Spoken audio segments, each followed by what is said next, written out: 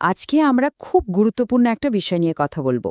আমাদের দেশের কারিগরি শিক্ষার ভবিষ্যৎ আসলে কোন দিকে যাচ্ছে? আমরা কি অন্য দেশের সিস্টেম নকল করব, নাকি নিজেদের বুদ্ধি বিবেচনা দিয়ে নিজেদের জন্য সেরা পথটা তৈরি করে নেব? চলুন, এই বিষয়টার গভীরে যাওয়া যাক। প্রশ্নটা কিন্তু একদম সোজাসাপটা। ইদানিং দেশের কারিগরি শিক্ষার ভবিষ্যৎ নিয়ে বেশ একটা বিতর্ক চলছে। কেউ বলছেন চায়নার মডেল ফলো করা উচিত, কেউ বলছেন আমেরিকার। কিন্তু কথা হলো, আমাদের দেশের জন্য কোনটা সবচেয়ে ভালো হবে সেটা নিয়ে একটা পরিষ্কার ধারণা থাকা দরকার, তাই না? দেখুন, এই স্লাইডটা দেখলেই বিষয়টা অনেকটা পরিষ্কার হয়ে যায়। একদিকে বিদেশি মডেলগুলো আমাদের দেশে বিভ্রান্তি তৈরি করতে পারে বলে একটা আশঙ্কা আছে, আর অন্যদিকে আমাদের দেশের জন্য উপযুক্ত একটা সমাধান হিসেবে ওয়ান চ্যানেল ইঞ্জিনিয়ারিং এডুকেশন সিস্টেমের কথা বলা হচ্ছে। এর সমর্থকরা মনে করছেন এটাই হতে পারে একটা স্থায়ী এবং তেলি সমাধান। এই পুরো আলোচনার একদম মূলে রয়েছে একটা পরিচয়ের সংকট। ডিপ্লোমা ইঞ্জিনিয়ারদের আমরা ঠিক কি বলে ডাকব? তাদের আসল পরিচয় কি? টেকনিশিয়ান নাকি ইঞ্জিনিয়ার? এই ব্যাপারটা পরিষ্কার করা খুবই জরুরি। ডিপ্লোমা ইঞ্জিনিয়ারদের পরিচয় নিয়ে যে বিতর্কটা চলছে, সেখানে কেউ কেউ তাদের টেকনিশিয়ান বানানোর একটা চেষ্টা করছেন, যা একরকম ষড়যন্ত্র বলেই মনে করা হচ্ছে। এই স্লাইডে দেখুন পার্থক্যটা কত স্পষ্ট।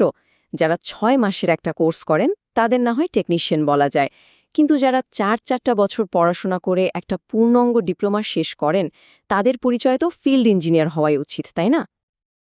আর এই স্লাইডের কথাটা, এটাই কিন্তু ডিপ্লোমা ইঞ্জিনিয়ারদের মনের কথা, তাদের মূল দাবি।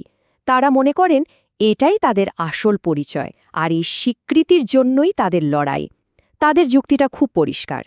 4 বছরের হাড় ভাঙা খাটুনির সাথে 6 মাসে প্রশিক্ষণের তো কোনো তুলনাই হতে পারে না। তাহলে এত সব দ্বন্দ্ব, এই পরিচয়ের সংকট, এর সমাধানটা আসলে কি? সমাধান হিসেবে একটাই পথের কথা বলা হচ্ছে, আর সেটা হলো ওয়ান চায়না সিস্টেম। চলুন দেখি এই সিস্টেমটা আসলে কি, আর কিভাবে এটা একটা স্থায়ী সমাধান দিতে পারে।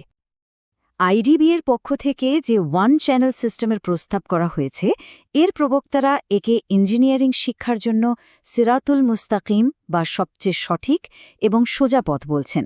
তাদের মতে এই সিস্টেমটা চালু হলে শিক্ষা ব্যবস্থায় একটা স্বচ্ছতা আর ধারাবাহিকতা আসবে। একবার দেখুন সিস্টেমটা কত সহজ আর সুন্দরভাবে সাজানো।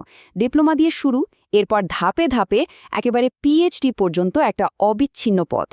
ঠিক যেভাবে বিএসসি আর এমএসসি ইঞ্জিনিয়ারদের মধ্যে কোনো বিরোধ নেই, এই সিস্টেম চালু হলে ডিপ্লোমা আর বিএসসি ইঞ্জিনিয়ারদের মধ্যেও আর কোনো সমস্যা থাকবে না বলেই আশা করা হচ্ছে। চলুন এখন এই ওয়ান চ্যানেল সিস্টেমের ওপর ভিত্তি করে শিক্ষার যে নতুন একটা নকশা প্রস্তাব করা হয়েছে, সেটার ভেতরে একটু ঢোকা যাক।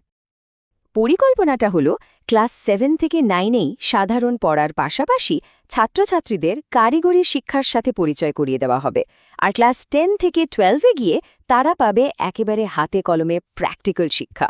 এর একটা বিরাট সুবিধা কি জানেন? বিএসসি আর ডিপ্লোমা ইঞ্জিনিয়ারদের জন্য স্কুল কলেজে শিক্ষকতার একটা বিশাল বাজার তৈরি হয়ে যাবে। মানে এই প্ল্যান অনুযায়ী যারা ইঞ্জিনিয়ার হতে চায় তাদের জন্য রাস্তাটা একদম পরিষ্কার। ক্লাস 10-এর পর তারা সরাসরি ডিপ্লোমা লাইনে ঢুকে পড়বে, আর সেখান থেকে এক লাইনে পিএইচডি পর্যন্ত চলে যেতে পারবে। আর বাকিরা ডাক্তার, বিজ্ঞানী বা অন্য পেশায় যাবে। প্রস্তাবকদের মতে এতে করে পুরো শিক্ষা ব্যবস্থায় একটা শৃঙ্খলা আসবে। আমরা আলোচনার প্রায় শেষের দিকে চলে এসেছি।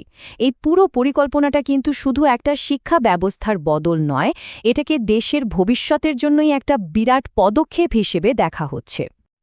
একটা কথা এখন দিনের আলোর মতো পরিষ্কার, দেশের অর্থনৈতিক বিপ্লব ঘটাতে হলে কারিগরি শিক্ষার কোনো বিকল্প নেই। মজার ব্যাপার হল, যারা একসময় এটার সমালোচনা করতেন তাদের অনেকেও এখন এই সত্যিটা মেনে নিচ্ছেন।